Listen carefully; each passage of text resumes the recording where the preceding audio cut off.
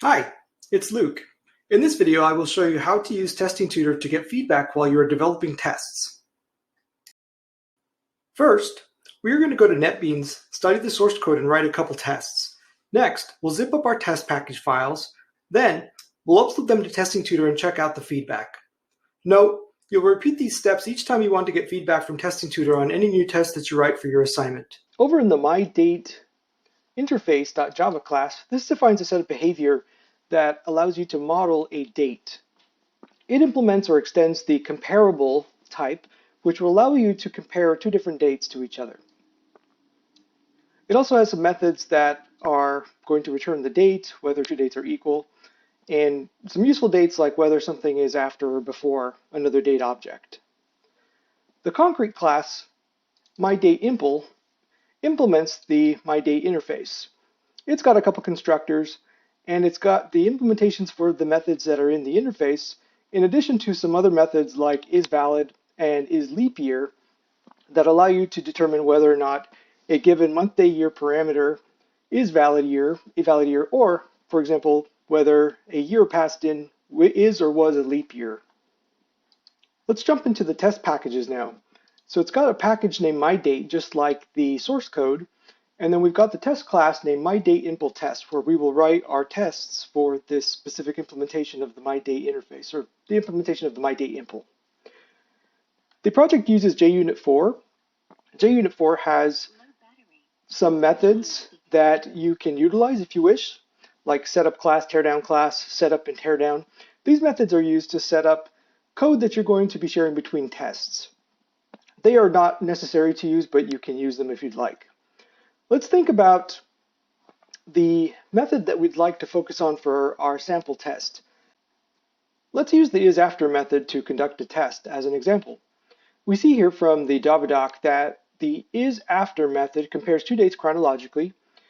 It takes a parameter, the parameter is the other date being compared, and it returns true if the date is after the date that's being compared. Now let's head over into the MyDateImpl test.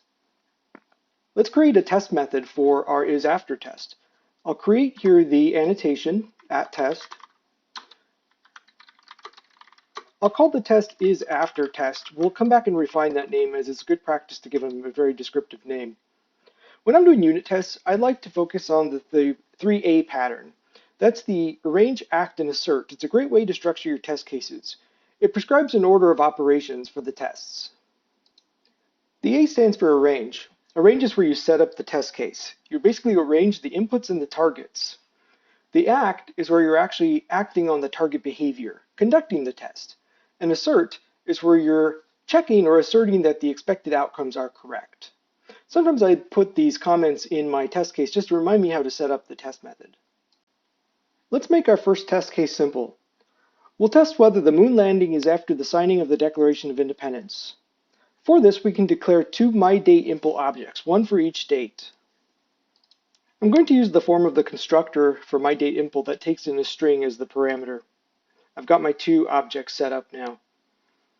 Also in the arrange, if I'm dealing with an act that is going to return some value other than a Boolean, I might also create another variable which is going to store the actual result. In this case, because I'm testing a Boolean, I'll omit that, but I'll bring it up in a minute again. Down in the act, we can invoke the method under test, which is isAfter, and save the result in a Boolean variable. Now, in our assert, we can check to see that the result for whether the moon landing is after the Declaration of Independence, we can use an assert statement to verify that this is correct. For the assert, the JUnit 4 framework has a lot of overloaded assert functions depending on what we're trying to assert. It is helpful to check out the JUnit 4 assert Java doc to see the different overloads of assert. There are different versions of assert or different overloads of assert that can compare different types of values. In this case, we're going to be comparing a Boolean. Down at the bottom of the list here is a Boolean that a parameter that you can assert is true. We're using the assert true method. There's also a version of it, an overload, that takes in a string message. That string message is a message that will come out in the test runner if this test fails. I usually opt to use the ones that use the message so that I have a better failure message if the test does fail. So this is the version I want to use, is assert true. First parameter takes the message. Second parameter is actually the result of the condition that's being tested. So in my assert, I will assert true. I'll put my message inside of double quotes, and I'm going to look at the variable that I stored the result in, which is actual result. And for my message, I'll put in a message that will be descriptive of what the test is. In this case, I might say something like, the moon landing should be after the signing of the Declaration of Independence. In the event that you're using a test and you want to compare two values using the assert equals method rather than one that compares just a Boolean, it is helpful, as I mentioned earlier, that I would come back to, it is helpful to create another variable in your range setup that's going to be storing the expected result. And then down in your assert equal method, then you would compare the expected to the actual result. Now, before we go and submit this test code to Testing Tutor for feedback, let's check to see whether everything looks okay inside of NetBeans in terms of running it through the test runner. If you verify that there are no red squiggly lines or any obvious errors, you can right-click on the MyDateImpl test, and let's go ahead and run the file. You can see immediately that my test failed, and if I look at the test runner, it says that I have an isAfter caused an error, an invalid date. If we go inspect our code, we can see that I made a mistake on line 38 where I said the moon landing was on 7/20/1969. I actually should have there a /. Now let's try to run this test again. We could either right-click and run again, or we can click on the rerun, and let's see if it passes. And it passes. Now that we've assured that we have a running test file, let's go prepare this for Testing Tutor.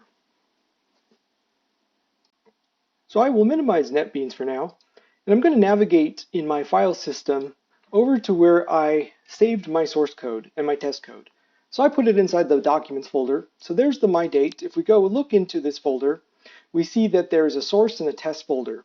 Our test code is inside of test, and there is the package or the folder that contains our test code. So if we just peek in there, we see the MyDateImpl test.java. I'm going to go back up one directory to the My Date here.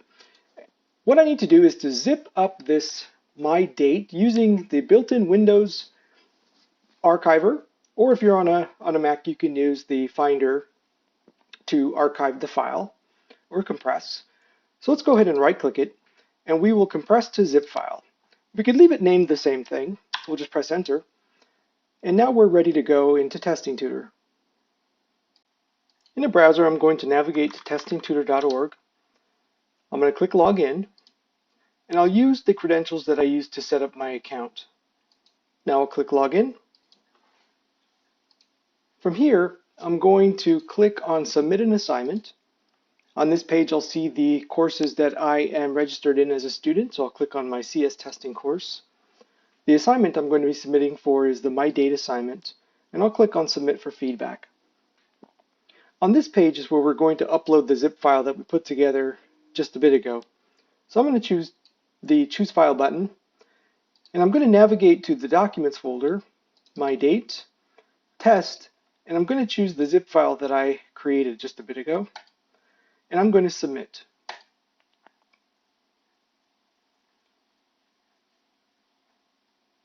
Testing Tutor will start processing my file, and I'll see an in progress under Action. This might take a bit just while Testing Tutor is creating the feedback, and also could depend on the load of the system. So here we can see that Testing Tutor provided some feedback on open issues.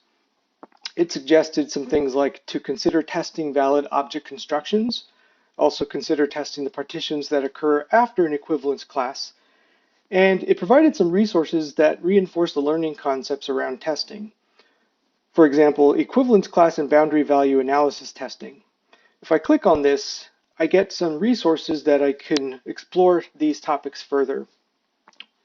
There are videos and text that have some examples and other context for this topic.